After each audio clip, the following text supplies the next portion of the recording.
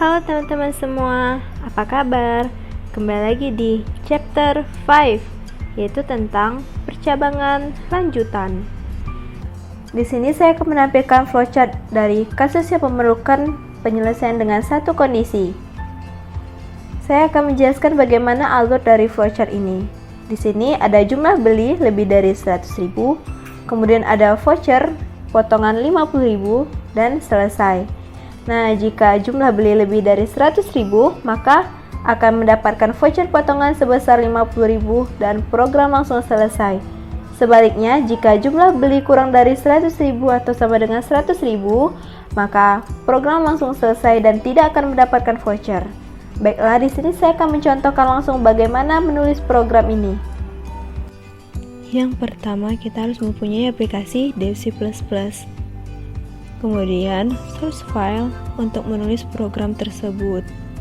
Setelah itu, ketik include stdio.h di mana stdio.h merupakan kependekan dari standar input-output header.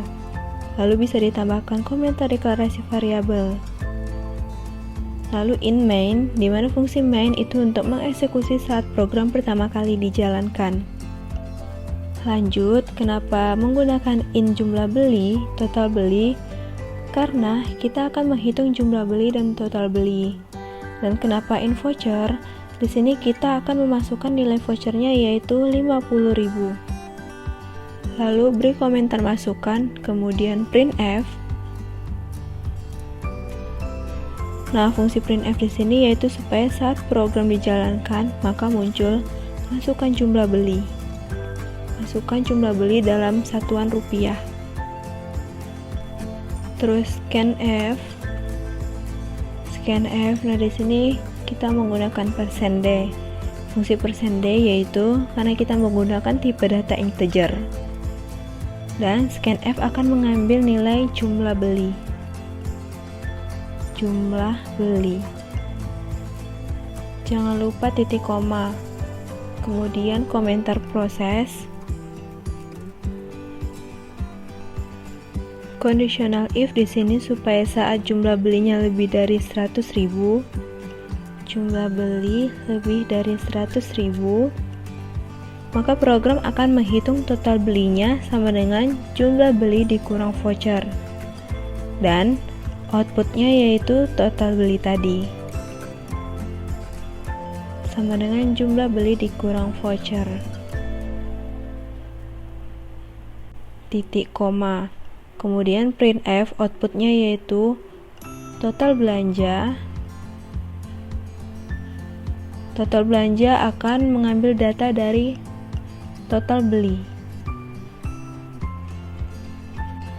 Dan else di sini berfungsi jika total belanjanya kurang dari 100.000 maka outputnya yaitu jumlah beli. Jumlah beli. Di sini kita masih menggunakan %d. Jumlah beli. Langsung saja kita coba menjalankan programnya. Untuk menjalankan program kita juga bisa menggunakan F11. Kita simpan program dengan nama jumlah beli.c. Oke, maaf di sini ada error karena kita kurang meletakkan koma di dekat jumlah beli. Jika ada satu tanda yang kurang, maka program akan error. Dan mari kita coba menjalankan programnya kembali. Di sini langsung menampilkan output masukkan jumlah beli. Di sini saya akan memasukkan nilai jumlah belinya yaitu 150.000. Dan program berjalan dengan lancar. Mari kita coba memasukkan jumlah beli yang lain. Di sini saya akan mengompel lagi dan saya memasukkan jumlah belinya yaitu 50.000. Maka total belanjanya itu tetap 50.000, tidak ada potongan dari voucher tadi.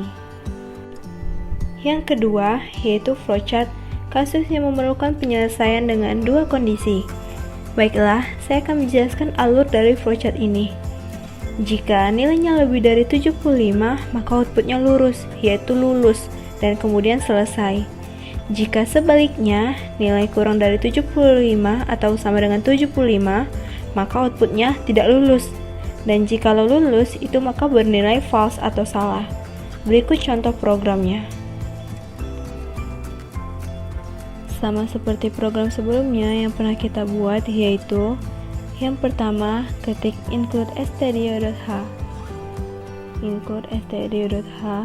kemudian tambahkan komentar deklarasi variabel. Setelah itu, in main, fungsi in main yaitu untuk mengeksekusi program pertama kali dijalankan. Lalu in nilai. Kenapa di sini kita menggunakan in nilai? Karena di sini kita akan menginput nilai. Kemudian tambahkan komentar masukan. Lalu printf, masukkan nilai. Kemudian scanf. Di sini kita menggunakan %d karena tipe data yang kita gunakan yaitu integer. Dan scanf akan mengambil data dari nilai. Jangan lupa gunakan titik koma. Kemudian proses if, komentar proses, kemudian if, conditional if. Jadi, jika nilainya besar dari 75, maka outputnya atau printf-nya yaitu lulus. Dan else di sini berfungsi jika nilainya kurang atau sama dengan 75, maka outputnya atau printf-nya itu tidak lulus. Titik koma. Langsung saja kita coba jalankan programnya. Di sini program kita beri nama yaitu lulus.c. Maka outputnya yaitu masukkan nilai. Di sini saya akan memasukkan nilainya yaitu 89. Maka outputnya lulus. Lanjut, kita coba jalankan programnya. Namun di sini kita akan memasukkan nilai yang berbeda. Nilai yang kita masukkan di sini 65, maka outputnya itu tidak lulus. Dan program berjalan dengan lancar. Flowchart yang ketiga yaitu kasus yang memerlukan penyelesaian dengan kondisi lebih. Di sini ada flowchart dari kasus BMI. BMI itu sendiri merupakan body mass index atau pengecekan untuk berat badan. Nah, jika kondisi benar, maka program langsung selesai. Namun jika program salah, maka program akan berpindah ke kondisi lain. Baiklah, saya akan mencontohkan langsung kasus dari BMI ini. Berat badan ideal seseorang dapat diketahui dari body mass index. BMI dapat dihitung dengan cara berat badan dibagi kuadrat tinggi badan dalam meter. Langsung saja saya akan mencontohkan program dari kasus pengecekan berat badan. Yang pertama yaitu ketik include stdio.h, kemudian include math.h.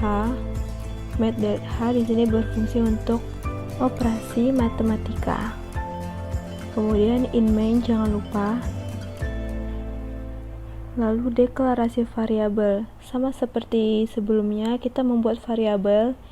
Yang kita perlukan di sini menggunakan 4 variabel untuk menampung data, yaitu ada berat badan, tinggi badan,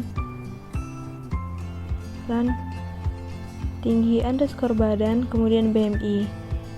Kenapa kita menggunakan float? Karena nanti bilangannya tidak bulat agar lebih akurat. Kemudian komentar masukkan, lalu printf atau cetak, masukkan berat badan Anda dalam satuan kilogram. Masukkan berat badan Anda. Kemudian scanf mengambil data dari berat badan. Kenapa kita menggunakan %f? Agar program dapat membaca data pecahan. Selanjutnya printf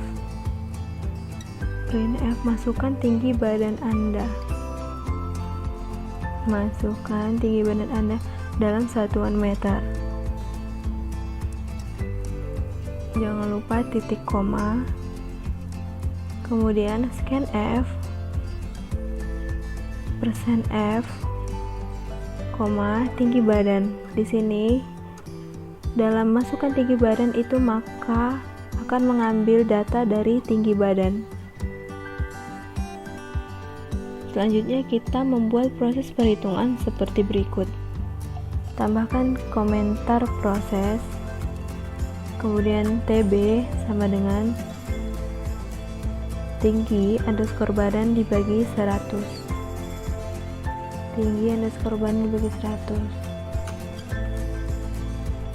Setelah itu BMI sama dengan berat badan dibagi tinggi badan kuadrat. Berat badan dibagi tinggi badan kuadrat. Setelah itu printf atau outputnya yaitu hasil BMI. Selanjutnya itu ada conditional if.